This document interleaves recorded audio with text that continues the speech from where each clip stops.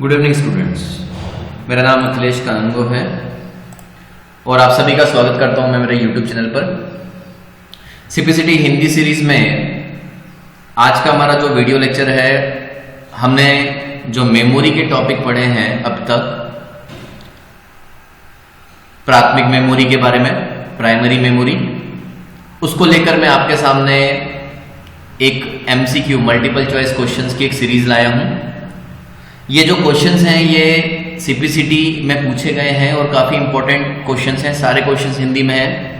मैं उन क्वेश्चंस का जितना मैंने पढ़ाया है और इसके अलावा भी बहुत सारे क्वेश्चंस हैं जो इस सीरीज में हैं, उन क्वेश्चंस का मैं आपको सॉल्यूशन करके बताने वाला हूं आज के वीडियो लेक्चर में।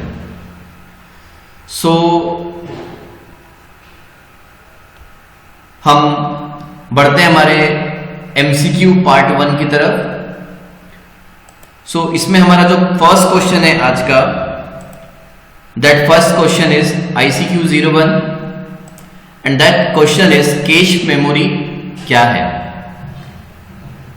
क्वेश्चन है कैश मेमोरी किसे कहते हैं, कुछ कैश मेमोरी क्या है, CPU और मुख्य मेमोरी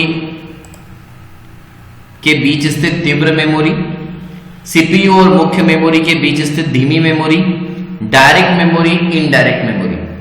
देखिए उत्तर हमें 4 क्वेश्चन में से देना है। सीपीसीटी के एग्जाम में उत्तर देने के लिए, आंसर देने के लिए सबसे पहले क्वेश्चन को आप पढ़ें और क्वेश्चन को पढ़ने के बाद में चारों ऑप्शन में से आप चारों ऑप्शन को एनालिसिस करें और एनालिसिस करने के बाद में जो गलत ऑप्शन है पहले उनको आपको दूर करना है, उसके बाद में आपको सही आंसर की पहचान करनी है। तो कैश मेमोरी क्या है, मैंने आपको बताया था कैश मेमोरी एक तीव्र मेमोरी है, एक फास्ट मेमोरी है और ये जो मेमोरी है ये मुख्य रूप से CPU और मेन मेमोरी के बीच में कार्य करती है। ये CPU और मेन मेमोरी के बीच में गति अवरोध को दूर करने के लिए उपयोग में लाई गई मेमोरी होती है। तो यहां पर जो बी ऑप्शन है CPU और मुख्य मेमोरी के बीच से धीमी मेमोरी, ये नहीं आएगा बिकॉज क्योंकि ये तीव्र मेमोरी है। बेसिकली ये जरूर CPU और मुख्य मेमोरी के बीच में काम करती है परंतु ये धीमी मेमोरी नहीं है। कैश मेमोरी को हम डायरेक्ट मेमोरी या इनडायरेक्ट मेमोरी नहीं कह सकते हैं, जब क्योंकि हमारे पास ऑलरेडी यहां पर ऑप्शन में दिया हुआ है CPU और मुख्य मेमोरी के बीच स्थित तीव्र मेमोरी। अतः हमारा जो क्वेश्चन का जो आंसर है वो आएगा पहला वाला। कैश मेमोरी क्या है, कैश मेमोरी CPU और मुख्य मेमोरी के बीच स्थित तीव्र मेमोरी है, ये हमारा आंसर है। पहले का यहां पर आंसर आया A। हम बढ़ते हैं हमारे नेक्स्ट क्वेश्चन की ओर। हमारा जो नेक्स्ट क्वेश्चन है that is ICQ 02। Cache memory याददाश्त में बहुत तेज होते हैं और आकार में इन चारों ऑप्शन में से खाली जगह पर क्या है। आपको पढ़ना है ध्यान से पहले क्वेश्चन को। याददाश्त में तेज होते हैं, ठीक है, और आकार में क्या आएगा। तो मैंने आपको बताया था कि कैश मेमोरी बाकी मेमोरी की तुलना में जो कैश मेमोरी का साइज है, ये हमने देखा था L1, L2, L3 कैश में। कैश मेमोरी का अगर आपने वीडियो नहीं पढ़ा है, आप पहले वीडियो देख लें। वीडियो नंबर 4 हमारे पास है जिसमें हमने कैश मेमोरी के बारे में बताया है, जिसमें मैंने आपको कैश मेमोरी के प्रकार बताए थे, L1, L2, L3 कैश। वहां पर मैंने अलग अलग आकार बताए थे और मैंने आपको ये भी बताया था कि कैश मेमोरी आकार जो है, आकार के मामले में बहुत छोटे आकार की मेमोरी होती है, ज्यादा नहीं हम लेते हैं, हम बहुत छोटा आकार यहां पर हम मेमोरी का लेते हैं। तो जो सही आंसर है दैट इज छोटा, सही आंसर आएगा छोटा, दैट इज सेकंड का हमारे पास आया आंसर आया B। ओके, क्या आंसर आया हमारे पास में B आंसर हमारे सामने आया है। फ्रेंड्स, हम लोग बढ़ते हैं हमारे नेक्स्ट क्वेश्चन की ओर।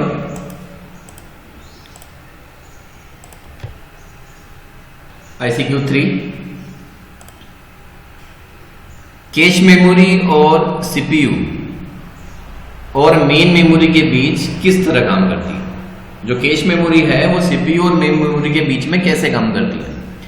सो बफर की तरह, स्टोर कीपर की तरह, गनर की तरह, ब्रदर की तरह। तो देखिए ये जो क्वेश्चन है इसमें सिंपली दिख रहा है कि यहाँ पे ब्रदर की तरह नहीं आएगा, क्योंकि मैंने आपको बताया था कैश मेमोरी एक प्रकार का रजिस्टर होता है और रजिस्टर को हम बफर भी बोल सकते हैं। ओके, सो ना तो ब्रदर की तरह, ना गनर की तरह और ना ही स्टोर कीपर की तरह। बड़ा सिंपल क्वेश्चन है, बचता है एक option and that is buffer की तरह।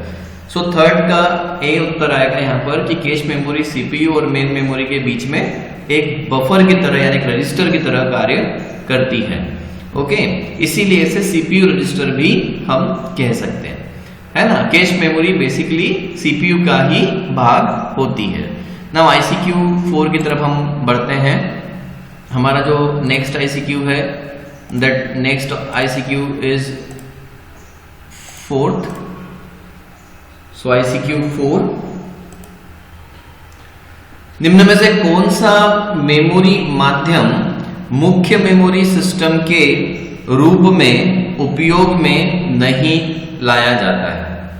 मतलब इसमें से इन चारों ऑप्शन में से कौन सा ऐसा मेमोरी माध्यम है जो प्राथमिक मेमोरी के रूप में प्रयोग में नहीं लिया जाता है? सो देखिए, प्राथमिक मेमोरी की अगर मैं बात करूं, सो इसके पहले ऑप्शंस हम देखें, magnetic core, semiconductor, magnetic tape और both semiconductor and magnetic tape यानी दोनों। ठीक है, सो देखिए स्टूडेंट, मैंने आपको जो रैम हमने यूज किया है बेसिकली वो आजकल आ रही है सेमीकंडक्टर के रूप में और रैम एक प्राथमिक मेमोरी है। तो यहाँ पर सेमीकंडक्टर नहीं हो सकता बिकॉज उसका प्रयोग किया जाता है मेन मेमोरी के रूप में। मेन मेमोरी यानी प्राथमिक मेमोरी में मैग्नेटिक यानी चुंबकीय मेमोरी का भी प्रयोग किया जाता है, इसलिए ये उत्तर भी नहीं आएगा। और यहाँ पर दोनों यानी सेमीकंडक्टर और मैग्नेटिक टेप, अब जब ये दोनों का ही प्रयोग किया जाता है तो ये दोनों, ये वाला जो ऑप्शन है ये भी यहाँ पर नहीं आएगा। तो सही उत्तर क्या आएगा? सही उत्तर है magnetic tape. Because in material की अगर मैं बात करूं सो मैग्नेटिक टेप एक प्रकार की द्वितीयक मेमोरी है, सेकेंडरी मेमोरी है और इसका प्रयोग किया जाता है द्वितीयक मेमोरी के लिए, न कि प्राथमिक मेमोरी के लिए। तो ये आपका 4th वाला जो क्वेश्चन है उसका जो सॉल्यूशन में आएगा सी उत्तर इसका आएगा 3rd वाला। ओके, हम नेक्स्ट क्वेश्चन की तरफ आगे बढ़ते हैं। सो हमारा नेक्स्ट क्वेश्चन है, निम्नलिखित में से कौन सी मेमोरी को बार बार रिफ्रेश करने की आवश्यकता पड़ती है? बहुत ही सरल क्वेश्चन, और ये मैं आपको जब मैंने आपको वीडियो पढ़ाया था, जब मैंने वीडियो लेक्चर लिया था मेमोरी के ऊपर, तो मैंने आपको रैम के प्रकार बताए थे और वहां मैंने आपको रैम के प्रकार में बताया था SRAM, DRAM और सिंक्रोनस डायनामिक रैम। सो यहाँ पर मैंने आपको बताया था कि कौन सी मेमोरी को हमें बार बार रिफ्रेश करना पड़ता है और कौन सी मेमोरी को हमें बार बार रिफ्रेश नहीं करना पड़ता है। सो यहाँ पर वो पूछ रहा है कि निम्नलिखित में से कौन सी मेमोरी को रिफ्रेश करने की आवश्यकता पड़ती है। ओके, रिफ्रेश करने की आवश्यकता पड़ती है। तो हमें ये पता है कि SRAM को रिफ्रेश करने की आवश्यकता नहीं पड़ती। रोम एक प्रकार की नॉन वॉलेटाइल मेमोरी है, वो रैम का प्रकार नहीं है, तो इसलिए ये भी हमारा ऑप्शन नहीं आएगा। ऑल ऑफ दी अबोव, जब दो ऑप्शन हमारे गलत हो गए तो ऑल ऑफ दी अबोव आने का सवाल ही नहीं उठता है। तो हमारा जो सही उत्तर है वो आएगा DRAM। हमें डायनामिक रैम को बार बार रिफ्रेश करने की आवश्यकता पड़ती है। तो ये हमारा जो क्वेश्चन था वो 5वें का यहाँ पर बी आंसर सही है 5th वाले का। सो डायनामिक रैम को हमें बार बार रिफ्रेश करने की आवश्यकता पड़ती है। ये क्वेश्चन कई बार आपके CPCT पेपर में आया है। ओके, सो हम आगे बढ़ते हैं हमारे नेक्स्ट क्वेश्चन की तरफ। So next question is ICQ 606 and the question is, निम्नलिखित में से कौन सी आंतरिक यानी इंटरनल मेमोरी है? निम्न में से इन चारों ऑप्शन में से कौन सी इंटरनल मेमोरी है? अब देखिए इसको हमको थोड़ा समझना पड़ेगा। कंप्यूटर में जो मेमोरी होती है वो दो प्रकार की है, जैसा कि ये इस क्वेश्चन को देखकर हमें समझ में आ रहा है कि अगर ये इंटरनल मेमोरी यानी आंतरिक मेमोरी पूछ रहा है तो इसका अर्थ ये हुआ कि कंप्यूटर में बाह्य मेमोरी भी होती होगी यानी एक्सटर्नल मेमोरी भी होती होगी।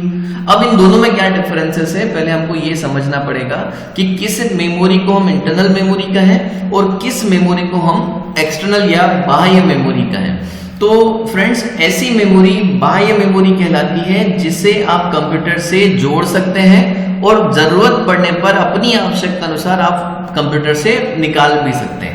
जबकि बिल्ट इन मेमोरी या इंटरनल मेमोरी वो होती है जिसे आप आवश्यकता पड़ने पर निकाल नहीं सकते, वो बिल्ट इन होती है, मतलब वो कंप्यूटर में लगी हुई होती है जिसे आप निकाल नहीं सकते, यानी बार बार निकाल के वापस नहीं लगा सकते। तो अगर मैं बात करूं सीडी की, आपने सीडी देखी होगी, आप कंप्यूटर में सीडी लगाते हैं, फिर जब काम पड़ जाता है, हो जाता है, कंप्लीट हो जाता है, तो आप सीडी को वापस निकाल लेते हैं। अगर मैं पेन ड्राइव की बात करूं, सो पेन ड्राइव को भी आप कंप्यूटर में लगाते हैं और जरूरत पड़ने पर, और जब आपका काम पूरा हो जाता है तो आप उसको वापस निकाल लेते हैं।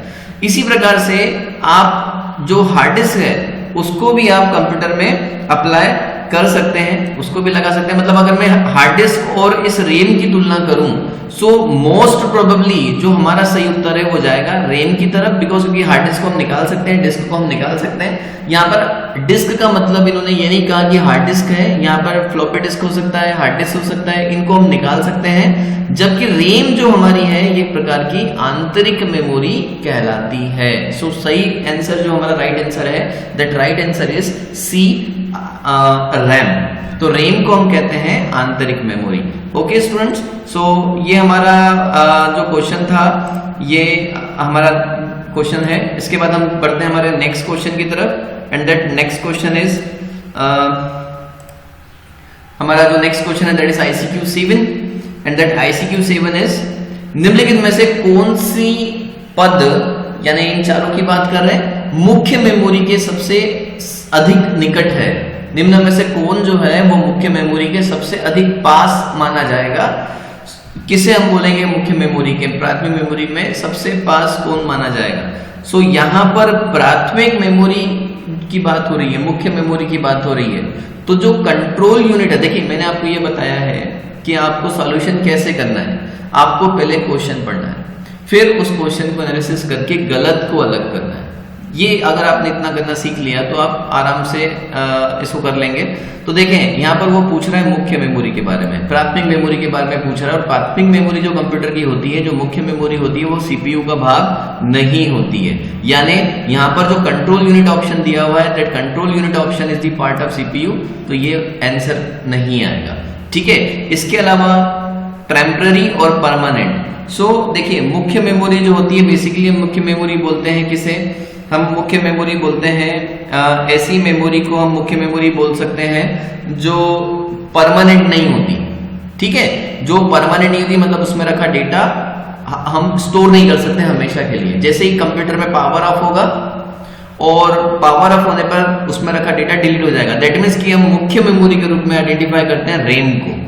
सो रैम की अगर मैं प्रॉपर्टी की बात करूं तो रैम जो है वो नॉन वोलेटाइल है, सॉरी वोलेटाइल है, तो यहां पर नॉन वोलेटाइल नहीं आएगा। ओके, और रैम में हम डेटा को परमानेंट स्टोर नहीं कर सकते।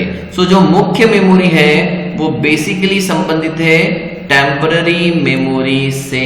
किससे संबंधित है? टेम्पररी मेमोरी से। ऐसी मेमोरी मुख्य मेमोरी कहलाती है जिसमें रखा डेटा पावर ऑफ होने पर डिलीट हो जाएगा। उसको हम क्या बोलते हैं? इस प्रकार की मेमोरी को टेम्पररी मेमोरी बोलते हैं। तो सही आंसर आएगा 7th का डी। ओके, हम आगे बढ़ते हैं हमारे अगले क्वेश्चन की तरफ। सो हमारा नेक्स्ट क्वेश्चन है, बड़ा सिंपल क्वेश्चन है नेक्स्ट वाला, एंड दैट क्वेश्चन इज द्वितीयक मेमोरी सेकेंडरी मेमोरी की तुलना में कंप्यूटर की प्राथमिक मेमोरी कैसी होती है। तो यदि मैं बात करूं सेकेंडरी मेमोरी की तुलना में कंप्यूटर की प्राथमिक मेमोरी कैसी होती है। देखिए सेकेंडरी मेमोरी का जो आकार होता है वो प्राथमिक मेमोरी की तुलना में ज्यादा होता है ना।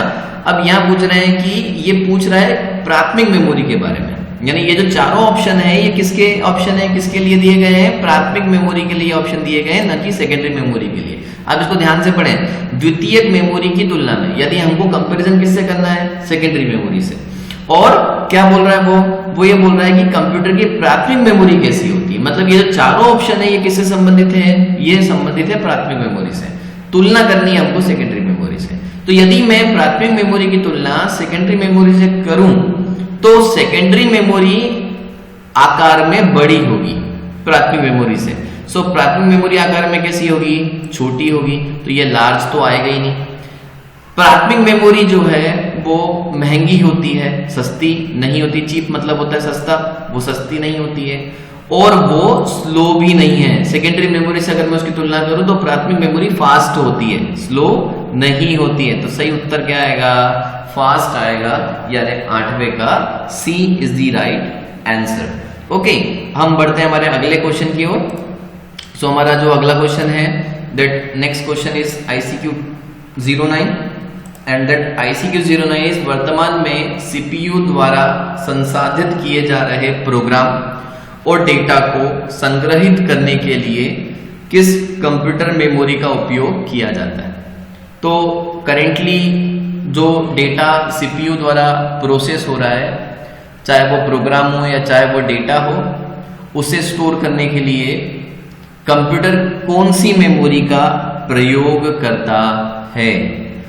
तो देखिए, इसके पहले क्वेश्चन गया था, उसमें मैंने आपको बताया था कि हम रैम को इंटरनल मेमोरी के रूप में यानी आंतरिक मेमोरी के रूप में मान सकते हैं। ये मैंने अभी आपको इसके पहले कुछ क्वेश्चन में बताया था कि रैम को हम आंतरिक मेमोरी कहते हैं, क्योंकि हम उसको बार बार निकाल नहीं सकते, इसलिए उसको आंतरिक मेमोरी के रूप में कहा जाता है। ध्यान से समझना। अब यहां वो ये बोल रहा है कि CPU द्वारा जो प्रोसेस होती है, किसकी प्रोसेस? प्रोग्राम और डेटा की प्रोसेस। तो जो रिजल्ट आएगा या प्रोसेसिंग के लिए डेटा को कौन सी मेमोरी में रखा जाता है? अब देखिए, CPU बेसिकली आपको पता है, CPU डायरेक्टली जो कम्युनिकेट करता है वो रैम के साथ करता है, यानी वो मुख्य मेमोरी के साथ कम्युनिकेट करता है, यानी वो रैम के साथ कम्युनिकेट करता है, यानी वो प्रोम के साथ कम्युनिकेट नहीं करता। ये आप ध्यान रखें। यानी वो जिस मेमोरी के साथ कम्युनिकेट करता है वो एक प्रकार से अस्थाई यानी वोलेटाइल मेमोरी होती है, नॉन वोलेटाइल नहीं होती।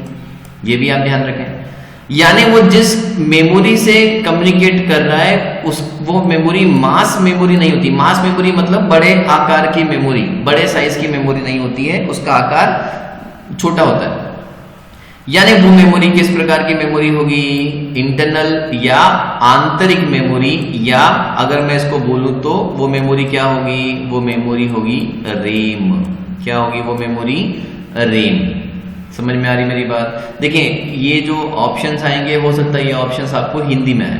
तो यहाँ पर इंटरनल मेमोरी का मतलब होता है आंतरिक मेमोरी, नॉन वोलेटाइल का मतलब होता है स्थायी मेमोरी, ओके, और मास मेमोरी मतलब बड़े साइज की मेमोरी, ओके, और प्रोम तो आपको पता ही है। अब हम बढ़ते हैं हमारे अगले क्वेश्चन की ओर। तो सही answer is B, internal memory. Okay, हम पहले देखिए मैंने कैसे ये क्वेश्चन का उत्तर निकाला।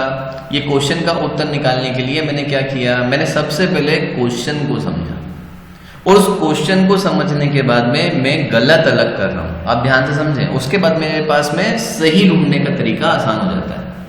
ठीक है, ओके। जो क्वेश्चन आपको डायरेक्टली आता है उस क्वेश्चन में आपको ये सब प्रोसेस नहीं करनी है, उसका जो आंसर आप लगाएंगे वो डायरेक्टली ही आप लगा सकते हैं। ओके, हम आगे बढ़ते हैं हमारे 10वें क्वेश्चन की तरफ, and that question is ICQ 10। एक कंप्यूटर सिस्टम की घड़ी क्या है? यानी कंप्यूटर में जो घड़ी होती है बेसिकली वो घड़ी क्या है? सो यदि एक कंप्यूटर की सिस्टम की घड़ी की बात करूं तो उसके जो 4 ऑप्शंस हैं उनको हम ध्यान से पढ़ें। एक ऐसा सॉफ्टवेयर है जो टास्क बार पर समय दिखाता है और परिवर्तित नहीं किया जा सकता। एक टाइमिंग डिवाइस है जो कंप्यूटर में सभी इंस्ट्रक्शन इनपुट को प्रोसेस करती है। एक टाइमिंग डिवाइस है जो कंप्यूटर के ऑपरेशंस को सिंक्रोनाइज करने के लिए इलेक्ट्रॉनिक पल्स पैदा करती है। और एक डिवाइस है जो कि कंप्यूटर सिस्टम में सबसे नई और सबसे आधुनिक है। ओके, तो देखिए ये जो सिस्टम की घड़ी की बात कर रहा है ना, ये वो सॉफ्टवेयर की बात नहीं कर रहा जो आपको टास्क बार में दिखता है। ठीक है, ये उस घड़ी की बात नहीं कर रहा है, आप इसको थोड़ा सा समझें। ठीक है, ये जो बात कर रहा है ये उस घड़ी की बात नहीं कर रहा है, ये बात कर रहा है कि ऐसी टाइमिंग डिवाइस जो कंप्यूटर में सभी इंस्ट्रक्शन इनपुट को प्रोसेस करती है। मतलब ऐसी टाइमिंग डिवाइस के बारे में बात करती है जो कंप्यूटर में सभी प्रकार के इंस्ट्रक्शन इनपुट को प्रोसेस करने का काम करती है। यानी 10वें का जो आंसर आएगा that answer is B. Okay, इसमें ये जो पहला है ये गलत हो जाएगा और बाकी के दो ऑप्शन भी यहाँ पर गलत हो जाएंगे। हम आगे बढ़ते हैं हमारे अगले क्वेश्चन की ओर। That question is 11th। So 11th question की अगर हम बात करें ICQ 11, कैश मेमोरी का प्रयोग किया जाता है। यहाँ पर कैश मेमोरी का प्रयोग क्यों किया जाता है भाई? स्थायी भंडारण के लिए, मेमोरी व प्रोसेसर के बीच गति अवरोध को दूर करने के लिए, महत्वपूर्ण डेटा के लिए, इनमें से कोई नहीं। बेसिकली कैश मेमोरी का प्रयोग किया जाता है मेमोरी और प्रोसेसर के बीच में गति के अवरोध को दूर करने के लिए, ये मैं आपको बता चुका हूं। ठीक है, जब हमने कैश मेमोरी का वीडियो लेक्चर देखा था, हमने तब सबसे पहले ये समझा था कि कैश मेमोरी का प्रयोग हम क्यों करते हैं। तो तभी मैंने आपको बताया था कि मेमोरी, प्राइमरी मेमोरी यानी रैम और CPU दोनों के बीच में गति अवरोध है। CPU की गति बहुत ज्यादा होती है, फास्ट, वेरी फास्ट गति से वो काम करता है, जबकि जो रैम की गति है वो CPU की तुलना में कम होती है। तो दोनों के बीच में गति अवरोध होता है। इससे एक प्रॉब्लम जनरेट होती है जिसकी वजह से CPU को आइडेंटिकल रहना पड़ता है, फ्री रहना पड़ता है सीधी सामान्य भाषा में।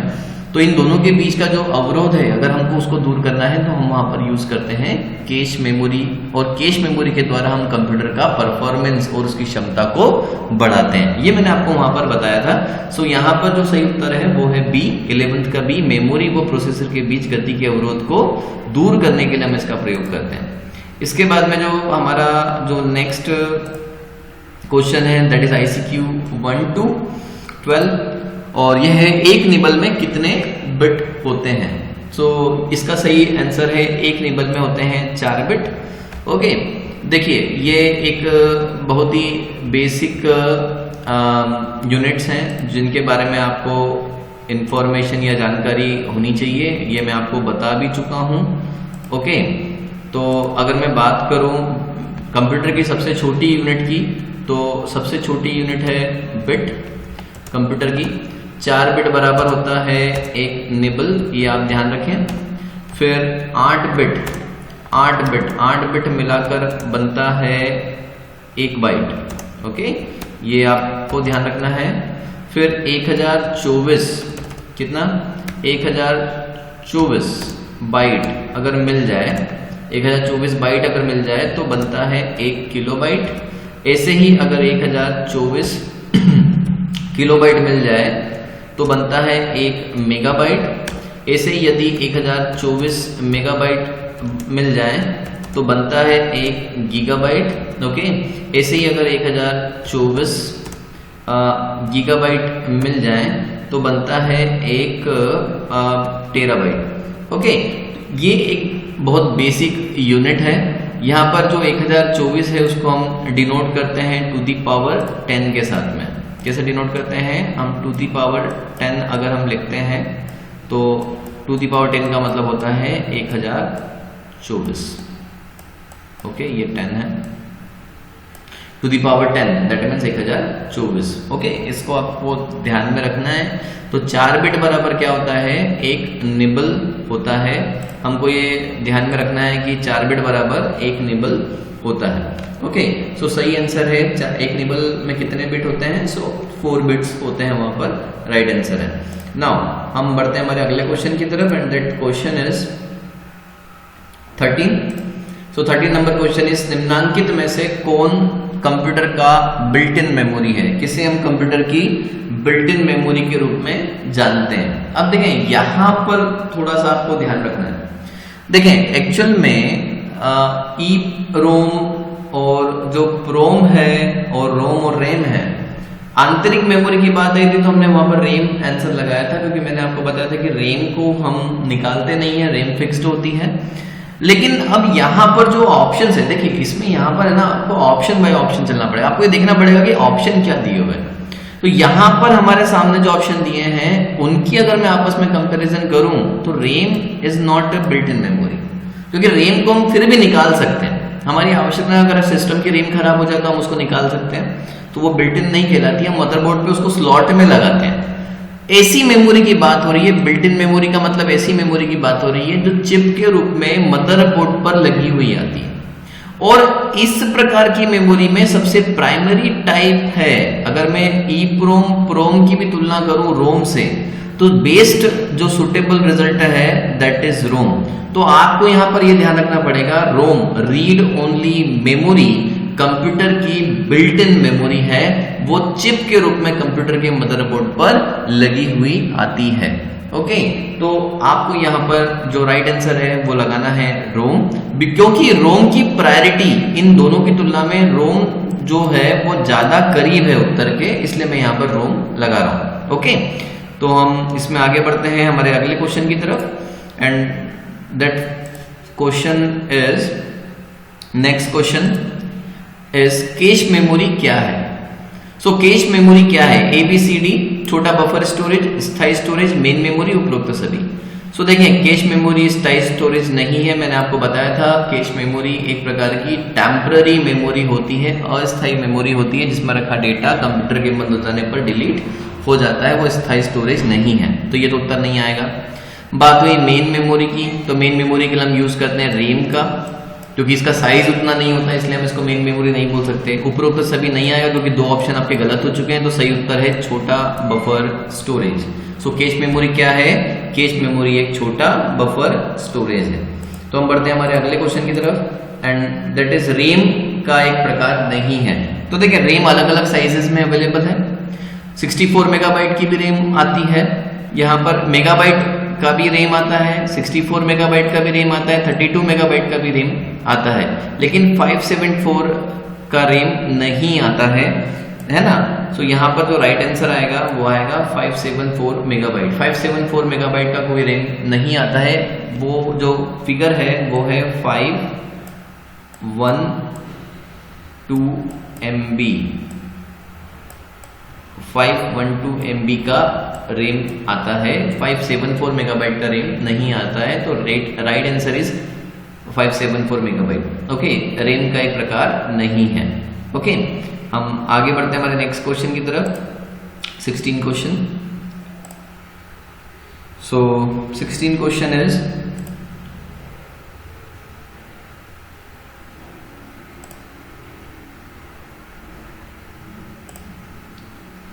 इरेजेबल प्रोम में डेटा को प्रकट करके मिटाया जा सकता है। ई प्रोम की बात हो रही है। मैंने आपको ये जो ई प्रोम पढ़ाया था, ये वीडियो लेक्चर्स में मैंने आपको बताया था डिफरेंसेस, रोम, प्रोम, ई प्रोम और डबल ई प्रोम में डिफरेंसेस बताया था। मैंने आपको ये बताया था कि ई प्रोम में डेटा को लिखा जाता है और मिटाया जाता है अल्ट्रावायलेट रेज से। किसके द्वारा मिटाया जाता है? अल्ट्रावायलेट रेज के द्वारा, यानी पराबैंगनी किरणों के द्वारा मिटाया जाता है, यानी इसका राइट आंसर आएगा अल्ट्रावायलेट रेज। तो सिंपल क्वेश्चन था, बहुत सरल क्वेश्चन था। हम आगे बढ़ते हैं हमारे नेक्स्ट क्वेश्चन की तरफ, क्वेश्चन नंबर 17। एक रैंडम एक्सेस मेमोरी होती है परिवर्तनशील, अपरिवर्तनशील, अस्थायी और स्थायी मेमोरी। सो एक्चुअल में एक रैंडम एक्सेस मेमोरी जो है परिवर्तनशील, परिवर्तनशील का मतलब होता है उसे हम बदल सकते हैं, ये भी सही है। अपरिवर्तनशील, हम उसको, उसमें रखा डेटा जो है नहीं बदल सकते, तो हम उसमें रखा डेटा बदल सकते हैं। ओके, और स्थायी मेमोरी नहीं होती है भाई रैम, तो ये दोनों तो गलत हो गए। अब राइट आंसर है परिवर्तनशील और अस्थायी, तो मोस्ट प्रोबेबली जो राइट आंसर है वो है अस्थायी, क्योंकि रैम जो है वो एक वोलेटाइल मेमोरी होती है, यानी अस्थायी मेमोरी होती है। ओके, तो अस्थायी मेमोरी होती है रैम। और परिवर्तनशील का मतलब होता है हम खराब होने की स्थिति में बहुत ज्यादा जब हमारे पास ऐसी दिक्कत आए तभी बदलते हैं, इसे बार बार हम उसको नहीं बदलते। सो मोस्ट प्रोबेबली जो राइट आंसर है वो आएगा अस्थायी मेमोरी। हम आगे बढ़ते हैं हमारे अगले क्वेश्चन की तरफ, question number 18। So question number 18, रोम में एकत्रित प्रोग्राम को क्या कहते हैं? अब देखिए, रोम में जो प्रोग्राम है वो प्रोग्राम डाला जाता है मैन्युफैक्चरर के द्वारा। ये मैंने आपको बताया था जब मैंने आपको वीडियो लेक्चर पढ़ाया था रोम के बारे में। सो मैंने आपको बताया था कि रोम में जो प्रोग्राम डालता है वो कंपनी डालती है, मैन्युफैक्चरर कंपनी डालती है, जो मदरबोर्ड बनाती है वो ही रोम में प्रोग्राम डाल देती है। बेसिकली वो जो प्रोग्राम होता है वो बूटिंग में हेल्प करता है, जिसको हम बायोस बोल सकते हैं। और ऐसे प्रोग्राम जो मैन्युफैक्चरर के द्वारा डाले जाते हैं, ऐसे प्रोग्राम्स को हम बोलते हैं फर्मवेयर। क्या बोलते हैं हम ऐसे प्रोग्राम्स को? Firmware. So right answer is firmware. ROM में जो प्रोग्राम संग्रहित होता है वो फर्मवेयर कैटेगरी का होता है ना। और इसी प्रकार से हम रोम में संग्रहित करते हैं बायोस को। सो बायोस एक प्रकार का फर्मवेयर सॉफ्टवेयर है, प्रोग्राम है, ये हमको याद रखना है। ये भी सीपीसीटी में कई बार आया कि बायोस किस प्रकार का सॉफ्टवेयर है। सो बायोस फर्मवेयर सॉफ्टवेयर है क्योंकि ये मैन्युफैक्चरर के द्वारा डाल के दिया जाता है। So right answer is firmware. Now next question की तरफ बढ़ते हैं। रैम किसी प्रोसेसर के लिए किस तरह काम करती है? फैक्ट्री तो नहीं आएगा, ऑपरेटिंग नहीं आएगा, प्लानिंग रूम नहीं आएगा। रैम किसी प्रोसेसर के लिए वेटिंग रूम की तरह कार्य करती है। Right answer is waiting room. So RAM जो है वो किसी प्रोसेसर की तरह वेटिंग रूम की तरह काम करती है। नेक्स्ट क्वेश्चन हमारा आज का इस वीडियो का लास्ट क्वेश्चन, ICQ 20। निम्न में से कौन रैम नहीं है? तो डी रैम जो है वो तो रैम है जिसको हम बोलते हैं डायनामिक रैम, तो ये सही उत्तर नहीं है। एस रैम स्टैटिक रैम, ये भी सही उत्तर नहीं है। फ्लैश भी एक प्रकार से रैम होती है। पी रैम नाम की कोई चीज नहीं होती है, सो पी रैम यहाँ पर सही उत्तर आएगा। तो ये पी रैम नाम की कोई भी रैम अवेलेबल नहीं है। सो स्टूडेंट्स, ये हमारा आज का वीडियो लेक्चर था जो मैंने आपको बताया। 20 क्वेश्चन सॉल्यूशन मैं आपके सामने फिर इसके नेक्स्ट सीरीज में लेकर आ रहा हूँ और वो बहुत जल्दी मैं आपको उसका भी सॉल्यूशन दे दूंगा। अगर आपको ये वीडियो पसंद आया है आप इसे लाइक करें, शेयर करें, सब्सक्राइब करें और अगर आपको कोई डाउट है आप प्लीज़ कमेंट करें। चैनल सब्सक्राइब जरूर करें ताकि मैं कोई भी अपडेट अगर चैनल पर डालता हूँ, कोई वीडियो अपलोड करता हूँ तो आपको सबसे पहले सूचना मिले। और प्रेस दी बेल आइकॉन, आप बेल आइकॉन को हिट करें ताकि आपको वीडियो अपलोडिंग की, वीडियो अपडेटिंग या चैनल अपडेटिंग के बारे में कुछ भी जानकारी हो वो मिल जाएगी। ओके, सो हम मिलते हैं हमारे नेक्स्ट वीडियो सेशन में। तब तक के लिए थैंक यू वेरी मच।